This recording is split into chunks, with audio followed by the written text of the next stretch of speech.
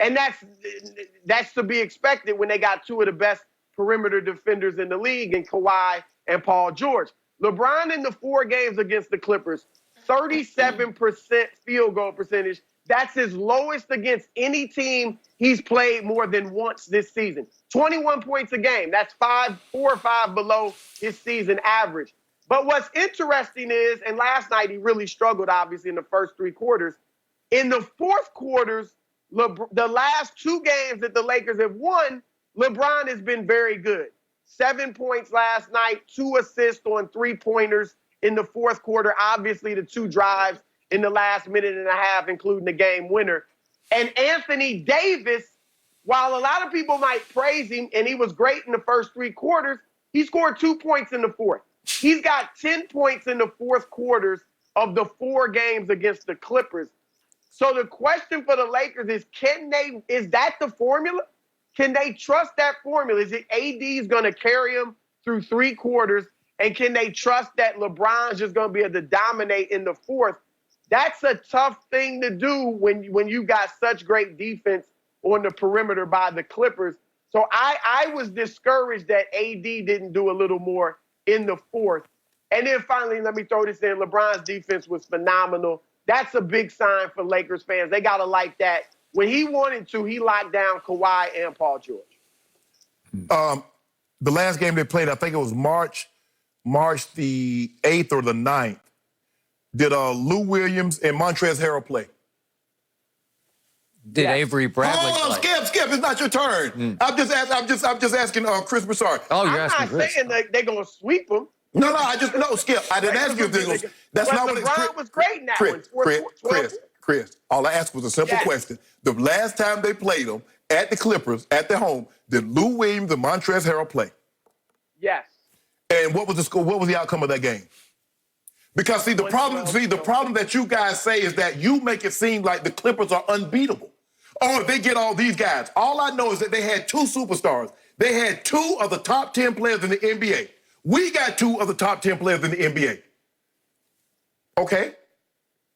But after that, they got more. And you know that. That's the difference. Do I believe LeBron? I believe, when I watch these games, I think LeBron James makes a concerted effort to try to get Anthony Davis off first. And in the process of doing that, he throws himself out of a rhythm.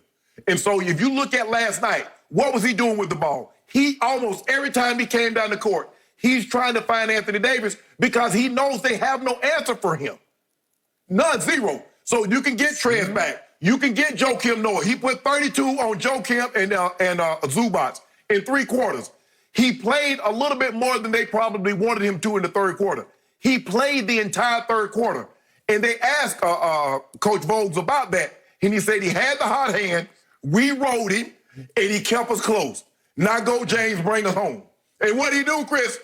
All I know is this, what we do know. When Kawhi Leonard was trying to get to the basket and LeBron James says, I don't want you to get to the basket, where did he go? When Paul George was trying to get to the basket and LeBron James says, I don't want you to get to the basket, where did he go? Kyle Kuzma and Dion Waiters. I like that. I like what I saw last night because we got 2 guys that can create their own shot. Minus Rondo, Caruso was a little shaky at points in time last night, but we got this. I want that same manager, Chris Broussard. You see the look on your face right now? You gonna get it. You gonna get it. You gonna get it. I have a question for Shannon Sharpe. What you want now? Did Anthony Davis play in the 4th quarter last night? I'm not sure he did. Yeah, he played. He didn't make a field goal. He took 1 shot. He missed it. He did make his 2 free throws because he makes every free throw. He made 16 out of 17 free throws, which became really the difference in the game. But he didn't score a field goal in the 4th quarter. And you have the audacity to try to tell the people out there in our audience they have no answer for him. They don't. He's the answer to himself in the 4th quarter because he disappears in lots of 4th quarters, as Chris Broussard just pointed out, against the Clippers. Help me out. Your 2 superstars scored a combined total of 1 point when they was guarded by LeBron James in the 4th quarter. That's what we know. Now, Anthony Davis played all 12 minutes in the 3rd. I'm sure Frank Vogel wanted to get him a break, but he had it going. And, Chris, you know, in games like this, when a guy gets it going, you're not taking him out. Here's the other thing with AD. I want him scoring closer to the basket against the Clippers. I'm not going to count on AD hitting all these threes. We saw him hit the 2 threes in the third quarter. He looked great. But I need him closer to the basket against the Clippers. He's a good perimeter player for a big man. He's not Kevin Durant or Dirk Nowitzki or something like that. So the fact that he's floating around on the perimeter, I don't like that as much. He shot 17 free throws. Where do you think they was fouling him at? The 3-point line? Yes.